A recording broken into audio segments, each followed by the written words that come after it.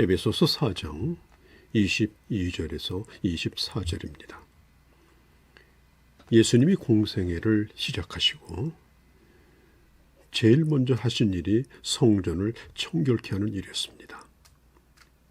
거룩해야 될 성전이 더러운 것으로 가득하였을 때 주님은 견딜 수가 없었습니다. 그 일로 말미암아 당시 종교 지도자들과 심각한 갈등을 겪을 걸 아시면서도 주님은 성전에 있는 더러운 것을 다 내어 쫓아내시고 그리고 깨끗이 쓸어 버리셨습니다. 또한 주님이 십자가에 달리시기 바로 직전에도 예루살렘에 입성하셔서 또다시 성전을 청결케 하셨죠. 성경은 우리를 성령의 전이라고 말합니다. 고린도전서 3장 16절에 너희가 하나님의 성전인 것과 하나님의 성령이 너희 안에 거하시는 것을 알지 못하느냐? 누구든지 하나님의 성전을 더럽히면 하나님이 그를 멸하시리라. 하나님의 성전은 거룩하니 너희도 그러하니라. 고린도전서 6장 19절에 너희 몸은 너희가 하나님께로부터 받은 바 너희 가운데 계신 성령의 전인 줄을 알지 못하느냐? 너희는 너희 것이 아니니라. 에베소서 2장 22절에도 너희도 성령 안에서 하나님이 거하실 처소가 되기 위하여 예수 안에서 함께 지어져 간다고 했습니다. 우리는 누구입니까? 우리는 바로 성령이 거하시는 전입니다. 우리는 하나님이 거하실 처소입니다. 그렇기 때문에 거룩하게 살아야 할 의무를 가지는 것이죠. 그러므로 우리 안에 남아있는 세상적인 구습을 버려야 합니다.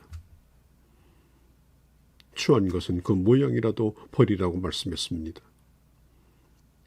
옛사람의 특징이 뭡니까?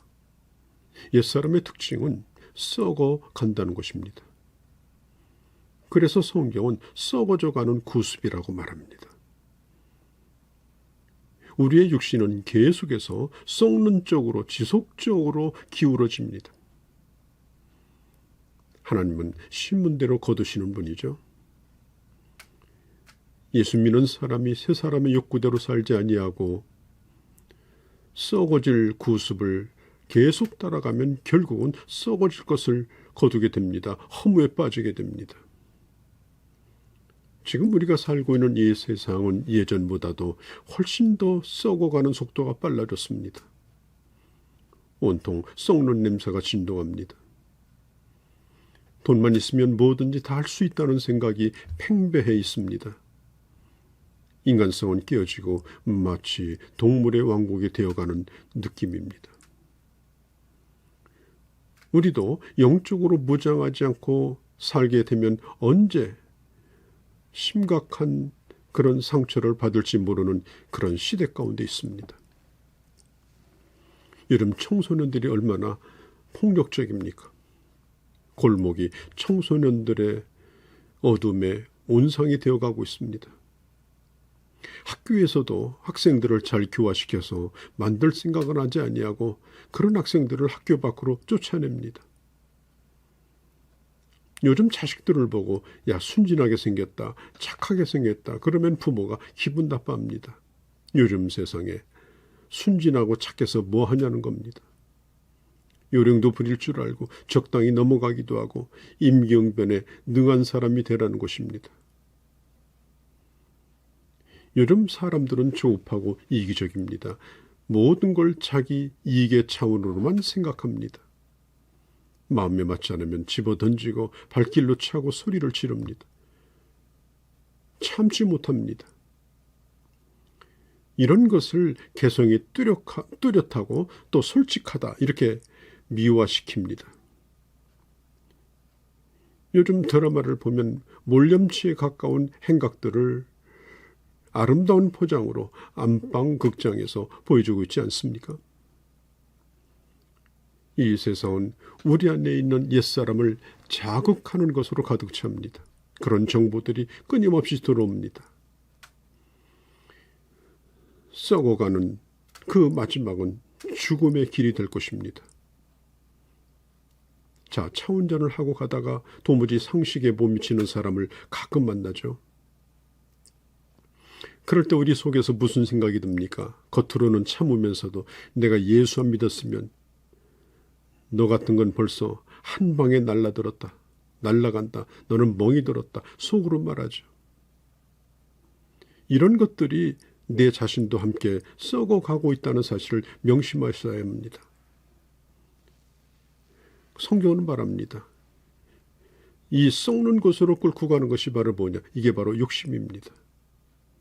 자꾸 썩는 쪽으로 유도합니다. 인간이 가지고 있는 이 자연적 본능, 이 욕구는 죄가 아닙니다. 식욕이라든지 소욕이라든지 기본적인 욕구죠. 그런데 과도한 욕구는 결국은 우리를 썩는 쪽으로 흘러가게 만드는 것입니다.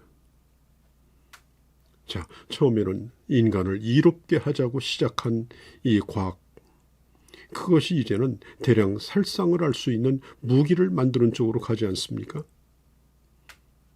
의사들이 사람을 살리기 위해서 연구한 것들이 이제는 사람을 죽이는 무기로 변합니다.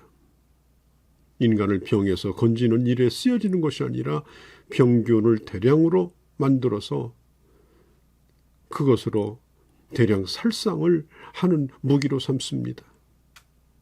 지식이 많아지니까 많아지는 만큼 죄도 진흥화되고 첨단화되고 있습니다. 자, 우리가 하나님의 말씀을 배우고 그리고 많이 기억하고 있지만 죄가 나를 끌고 간다는 것을 우리는 경험하고 있습니다. 죄를 지으면 주님, 제가 이러면 안 되는데요. 저를 꺼내주세요. 그러면서도 욕심의 노예가 되어서 더 깊숙이 손을 넣고 있을 때가 있습니다. 그래도 성령께서 나를 간섭하시고 나를 건져주셨기 때문에 우리가 이만큼이라도 사는 거죠. 세상 사람들에게는 성령의 역사가 없습니다. 그냥 무조건 썩어져 가는 쪽으로 갑니다. 결국은 종말을 맞을 겁니다. 그러나 우리는 하나님의 성령이 우리와 함께합니다. 우리 안에 욕심도 있지만 하나님께서 주시는 성령의 욕구가 우리 안에 존재하고 있습니다. 자, 오늘 본문에 보면 욕심은 욕심인데 무슨 욕심이냐? 유혹의 욕심이다. 이렇게 말합니다. 그 욕심이 결국 인간을 유혹하는 쪽으로 가게 되더라고 말이죠. 그러므로 나는 이만하면 됐다. 그렇게 생각하고 자만하지 않기를 바랍니다. 나도 모르게 발을 들어놓았기 때문에 그렇습니다. 나는 괜찮다고 큰 소리치면 스스로에게 속습니다. 우리는 죄보다도 약합니다. 하나님의 은혜 아래 있지 않냐면, 하나님의 능력 안에 있지 않냐면 우리는 세상에 정신을 팔려서 썩는 쪽으로 가게 되어 있습니다. 베드로는 큰 소리만 치는 사람이었습니다. 오늘 달기 울기 전에 나를 3번 부인하리라. 그때 베드로가 말합니다. 주님, 저는 아닙니다. 시몬아, 사탄이 너를 밀가불 듯 하려고 청구하였으나 내가 허락지 않았다. 여러분 기억하십시오. 우리는 밀가불 듯 할 수밖에 없는 헛개비 같은 자들입니다. 사탄이 와서 우리를 마음대로 가지고 놀려고 청구했지만 주님이 허락하지 않으시고 붙들어졌기 때문에 오늘 우리가 여기에 있는 것입니다. 하나님의 은혜가 아니면 우리는 이 세상에서 도저히 보존될 수 없는 그런 자들입니다. 우리가 꼭 점검해야 될 부분이 있습니다. 나는 주님을 의지하고 있는가? 아니면 나를 의지하고 있는가? 만일 나를 의지하고 있다면 스스로 속는 자요, 사탄이 밀가불듯 할 자인 것입니다. 어떻게 썩는 것으로부터 벗어날 수 있을까요? 혼자 서 있지 말고 은혜 가운데 하나님의 손길 안으로 들어가야 합니다. 내가 가지고 있는 무기는 무용지물입니다. 성령을 쫓으면 내 안에 있는 세상적인 유혹의 욕심이 점점 사라집니다. 하나님이 싫어하는 것을 나도 싫어하게 됩니다. 내 속에 있는 것들 사람마다 지갑마다 주머니마다 다 털어서 쏟아놓고 한번 점검해 보시기 바랍니다. 낱낱이 살펴보시기 바랍니다. 그리고 기도하시고 메어달리고 그리고 하나하나씩 옛사람을 벗어버리고 그리고 새 사람의 성품을 입어 가시기 바랍니다. 날마다 하루를 산 만큼 더 새로워지는 그런 귀한 날들이 되어주시기를 바랍니다.